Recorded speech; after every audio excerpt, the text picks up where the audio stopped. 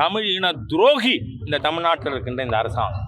தமிழ் இனத்தின் எதிரிகள் இந்த ஸ்டாலின் தலைமையில் இருக்க இந்த அரசாங்கம். அதே மாதிரி அவங்க ஹிந்து மத விரோதிகள். ஏன் எப்படி? இன்றைய தினம் 224 ஆண்டுகளுக்கு முன்பாக ஜம்பு த்வீப பிரகடனத்தை மருது சகோதரர்கள் இந்த இடத்தில் பிரகடனம் செய்தார்கள். இங்கேயும் ஸ்ரீரங்கம் கோவிலுக்கு முன்னாடி. இந்த ஜம்பு த்வீபம்ங்கிறது என்ன? ஏன்னா நாம் மன்னர்கள், பாளையக்காரர்கள், குறுநில மன்னர்கள் இப்படியெல்லாம் பிரித்து அதுவும் இப்போ சரித்திரம் யாருக்கும் தெரியாது. என்ன காரணம் வந்து இந்த திரவிடியா ஸ்டாக் பற்றி சொல்லி கொடுக்குறாங்க.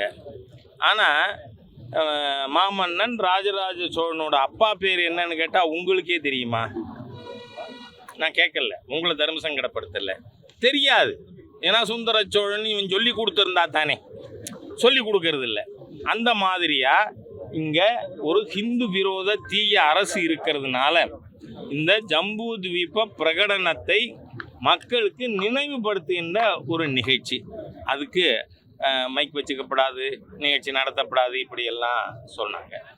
அதோடு மட்டும் இல்லை, இந்த அரசாங்கம் நேற்றைய முன்தினம் இந்த நாட்டிற்கு எதிராக செயல்படுகின்ற சமூக விரோத தீய சக்தி விசிகான்னா விழுப்புரம் சிதம்பரம் கட்சி, அந்த 2 தொகுதியில் தானே இருக்குது. அதனால் சொல்கிறேன்னா அந்த கட்சிக்கு நீங்கள் இங்கே அனுமதி கொடுக்குறீங்க. அவங்க என்ன பேசுனாங்க? இங்கே சிஏஏக்கு எதிராக, that was in enactment of parliament. அதுக்கு எதிராக எப்படி பேசலாம்? 370 பற்றி பேசுவீங்களா? பாராளுமன்றத்தில் நிறைவேற்றப்பட்ட தீர்மானம் உச்ச நீதிமன்றம் அப்ரூவ் பண்ணியிருக்கு. அப்படின்னா நீங்கள் இந்த நாட்டிற்கு எதிராக பிரிவினைவாதத்திற்கு ஆதரவாக பேசுகின்ற தீய சக்திகளுக்கு அனுமதி கொடுப்பீங்க. அது மட்டும் இல்லை, 3 to 4 hours திருச்சியில் இருக்க மக்கள் எல்லாரும் சொன்னாங்க, இங்கே சிட்டியை நீங்கள் என்ன இதில் ஹெலிகாப்டரில் பூ போட்டாங்களா? நல்லது. அந்த அளவுக்கு இன்னும் பெரிய ஆளபலம் இருக்குது. என்ன இது? இத்தனை அக்கிரமம் பண்ணுற ஒரு பார்ட்டிக்கு கொடுக்கலாம். ஆனால் மாமன்னன் மருது சகோதரர்களை நினைவு கூறுற இதுக்கு நீங்கள் எதுங்க மாட்டீங்களா? தமிழ் இன துரோகி இந்த தமிழ்நாட்டில் இருக்கின்ற இந்த அரசாங்கம். தமிழ் இனத்தின் எதிரிகள் இந்த ஸ்டாலின் தலைமையில் இருக்க இந்த அரசாங்கம். அதே மாதிரி அவங்க ஹிந்து மத விரோதிகள். ஏன் எப்படி? நீங்கள் 52 கண்டிஷனுங்க உயர் நீதிமன்றம் அனுமதி கொடுத்துருச்சு. அதில் நான் ஏற்கனவே படித்தது மாதிரி அவங்க அரசால் தடை செய்யப்பட்ட அமைப்புகள் பற்றி பேசக்கூடாதுங்கிறாங்க. ஏன் பேசக்கூடாது? தடை செய்யப்பட்ட அமைப்பு தானே. நீங்கள் தடை செஞ்சது நியாயம்னு பேசுகிறோம். ஏன் பேசக்கூடாது? அப்படின்னா என்ன? நீங்கள் முஸ்லீம் அமைப்புகளின் கைக்கூலிகள், எடுபிடிகள், அதனால் முஸ்லீம் அமைப்பை பற்றி பேசப்படாதுங்கிறீங்க. ஆமாம், இது மதத்துக்காக கூட்டியிருக்காங்க. நீங்கள் பார்த்தீங்கன்னா இந்த சரக்கு மிடுக்கு பேச்சு சொந்தக்கார் அவர் ஒரு தரம் பேசுகிறார், நான் மீனாட்சியம்மன் கோயிலை இடிப்பேன் தகர்ப்பேன், காமாட்சியம்மன் கோயிலை இடிப்பேன் தகர்ப்பேன், அப்படிலாம் நான் பேசுவேன் அப்படின்னு. அப்படிப்பட்ட தீய சக்திக்கு இங்கே நீங்கள் நிகழ்ச்சி நடத்த அனுமதி கொடுக்குறீங்க, தேசபக்த நிகழ்ச்சிக்கு அனுமதி கொடுக்க மாட்டீங்களா?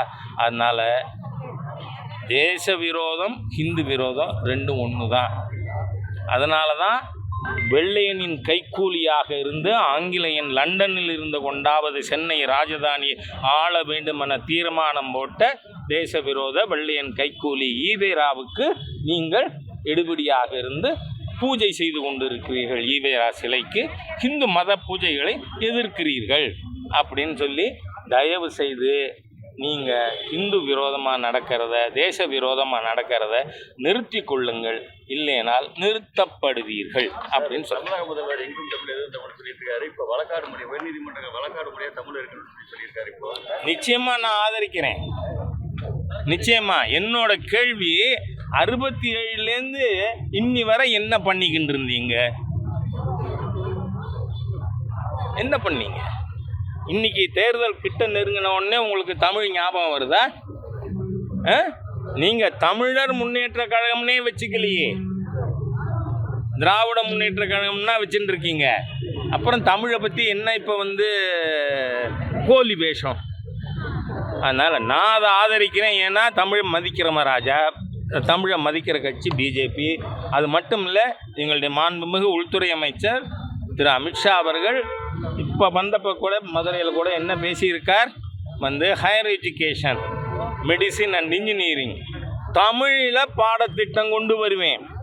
அதனால் தமிழ் மொழி வளரணும்னா இந்த போலி தமிழ் திராவிட முத்துவேல் கருணாநிதி ஸ்டாலின் கும்பல் அரசியல் களத்திலிருந்து வேரடி மண்ணோடும் கலைந்தெறியப்பட்டு தேசிய ஜனநாயக கூட்டணி ஆட்சிக்கு வந்தால் தான் உயர்கல்வியில் தமிழ் இருக்கும். சார், பிசிகா மீது பல்வேறு குற்றச்சாட்டுகளை சொல்றீங்க. ஆனால் அவர் வந்து நயினார் நாகேந்திரனோட சந்திப்பு இங்கே பாருங்கள், இப்போ நான் கூட பார்த்தா ஹலோ திருமாவளவன் சௌக்கியமானு கேட்பேன்.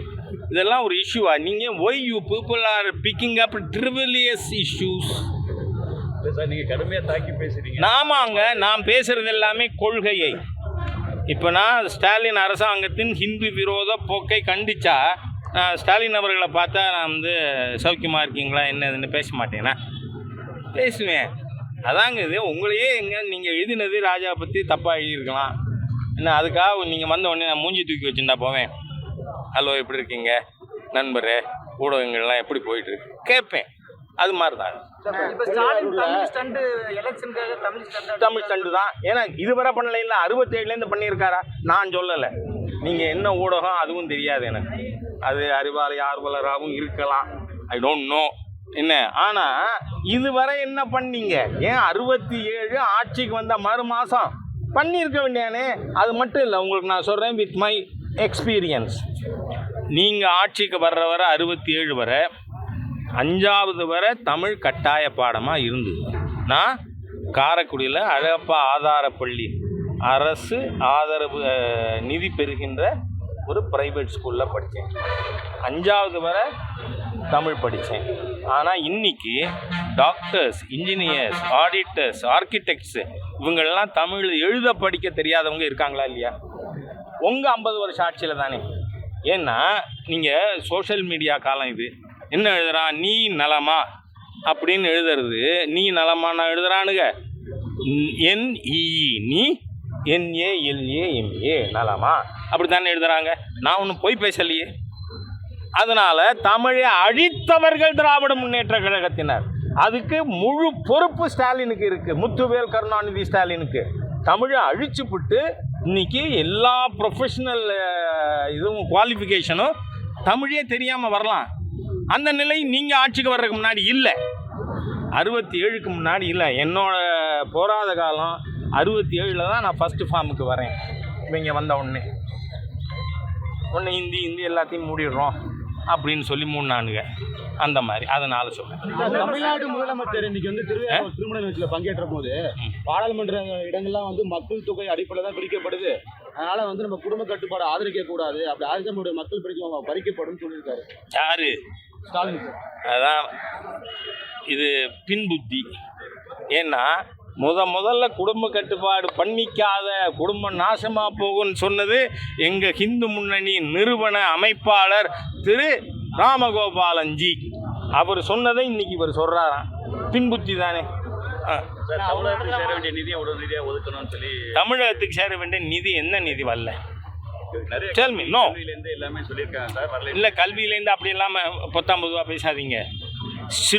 PM ஸ்ரீ பள்ளிக்கூடத்துக்கு முன்னாள் சீஃப் செக்ரட்டரி திரு சிவதாஸ் மீனா அவர்கள், நாங்கள் ஆர்வமாக இருக்கிறோம், இந்த திட்டத்தில் இணைகிறோம் அப்படின்னு போட்டுட்டு அடுத்த வரி என்ன கேட்குறாரு தெரியுமா? Kindly release 3rd and 4th இன்ஸ்டால்மெண்ட்டுன்னு கேட்குறாரு.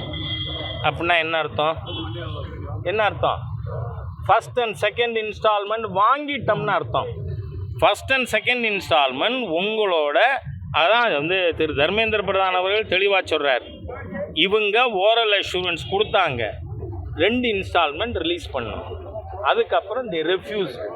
அதனால் அந்த PM ஸ்ரீ திட்டத்துக்கான நிதி கொடுக்க முடியாது. நீங்கள் அந்த திட்டத்தில் சேரலைன்னா அது எப்படி கொடுக்க முடியாது. ஆனால் எஜுகேஷனுக்கு 20 ஹெட்ஸில் சென்ட்ரல் அசிஸ்டன்ஸ் இருக்குது, மீதி 19 கொடுத்துருக்கு. நீங்கள் அதுவும் இப்போ ரீசெண்டாக கூட 2000 கோடிக்கு மேலே மன்ரேகா ரிலீஸ் பண்ணியிருக்கு. அவங்க பெர்ஃபார்மன்ஸ் ரிப்போர்ட்டே கொடுக்காம இருக்காங்க. அதனால் certain conditions they have to execute. அதை பண்ணினா எல்லா நிதியும் கிடைக்கும். சீமான் வந்து கல்லிறக்கம் போராட்டம் பண்ணியிருக்காரு. அது இப்போ எப்படி பார்க்குறீங்க? நான் என்ன சொல்கிறேன், நான் கல் குடிக்க மாட்டேன். ஆனால் நான் 6 சட்டமன்ற தேர்தலுக்கு பாரதிய ஜனதா கட்சியின் மேனிஃபெஸ்டோ கமிட்டி சேர்மனாக இருந்திருக்கேன். போன தரம் கூட நான் தான் சேர்மன்.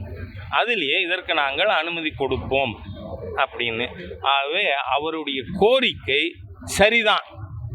அதை பாரதிய ஜனதா கட்சி ஏற்கனவே எங்களுடைய தேர்தல் அறிக்கையில் கொடுத்துருக்கோம். இது ஏன் இந்த அரசாங்கம் பண்ணலை அதையும் கொஞ்சம் டிஸ்கஸ் பண்ணுவோமே. நீங்கள் டாஸ்மாக்கு அனுமதிக்கிறீங்க, அதுலேயும் இப்போ ஊழல் வந்து மாண்புமிகு உள்துறை அமைச்சர் சொல்லியிருக்காரு, 39,700 கோடி டாஸ்மாகில் மட்டும் ஊழல் நடந்திருக்குன்னு. அதில் அரசாங்கம் எந்தவித யோசனையும் இல்லாமல் அனுமதிக்குது. கல் ஏன் அனுமதிக்கலை? இது 4 ப்ரொடியூசர். கிக்பேக் வாங்கிறது சுலபம், கணக்கு வச்சுக்கிறது சுலபம். அதனால் நீங்கள் ஒவ்வொரு விவசாயிட்டையும் போய் நீ கல் இறக்குற, அதுக்காக எனக்கு நீ 100 ரூபா கொடு 200 ரூபா கொடுன்னு எக்ஸைஸ் மினிஸ்டர் போய் கலால் வரி மந்திரி போய் கேட்க முடியுமா? அதனால பண்ண மாட்டேங்கிறாங்க. புரியுதா?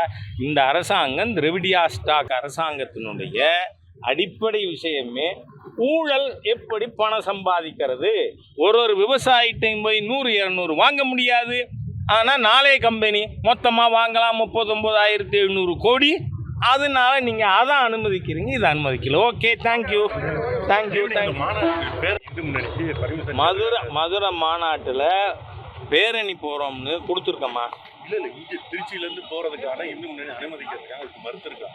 இல்லை, அதை நாங்கள் கோர்ட்டு அணுகலாம்னு சொல்லியிருக்கு. எந்த வெஹிக்கிளும் யாரும் நிறுத்தக்கூடாது. நான் சொல்கிறேன், அது வந்து நான் நினைக்கிறது தமிழ்நாடு காவல்துறைங்கிறது அரசாங்கத்துக்கு மக்களுக்கானதுன்னு. அது ஸ்டாலின் வீட்டுக்கானதுன்னு அவங்க தயவு பண்ணி செஞ்சு காட்டிடக்கூடாது.